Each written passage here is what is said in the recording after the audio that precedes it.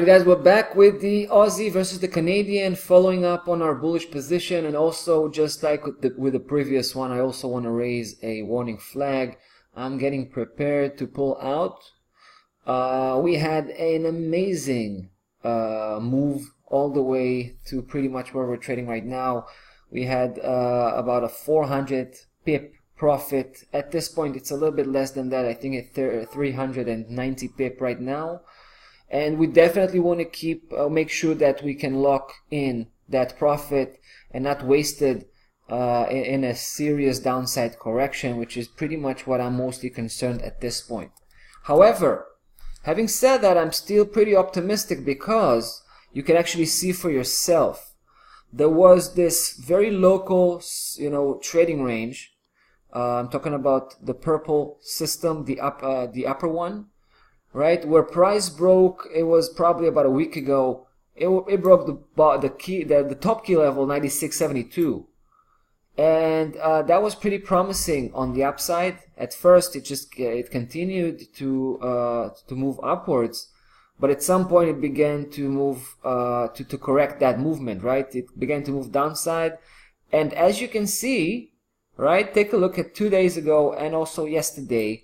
Were the first two attempts which were kind of threatening that same key level from above.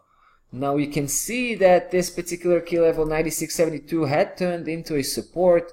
The question is it gonna hold? Is it strong enough to hold? Because if it's not gonna hold, price can actually go very deep, all the way to 94.47. As far as I'm concerned, it could go straight to basically to retest that mighty key level that it broken about probably 2 or 3 weeks ago, right? It actually did not retest that level from above yet. So this could be just a downside correction. It would be a technical downside correction for the whole previous upside segment. And if I see, if I read this correctly, this is pretty much where the 38.2 to the 50% correction, Fibonacci correction. So that's pretty much probable, right?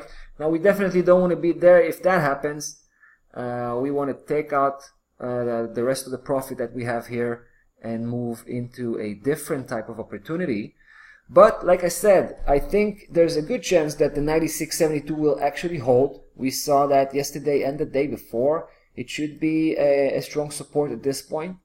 If we'll see price begins to turn around and move away from that 96.72 to the upside, meaning we're going to have a nice green bar by the end of the day, that's going to be a very important signal, basically a cue for me to re-increase my position here, which at this point is very small. I basically took out most of it when price began to move downwards. So if we're going to have a visible upside reversal, that's going to be my cue to begin and load more, basically increase my position on the Australian versus the Canadian dollar. Just to refresh your memory, our final destination is pretty far at 100.70. We've just made it halfway through, basically. That's what I'm trying to say.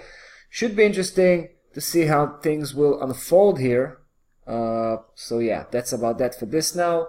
We'll see you next week. Bye bye.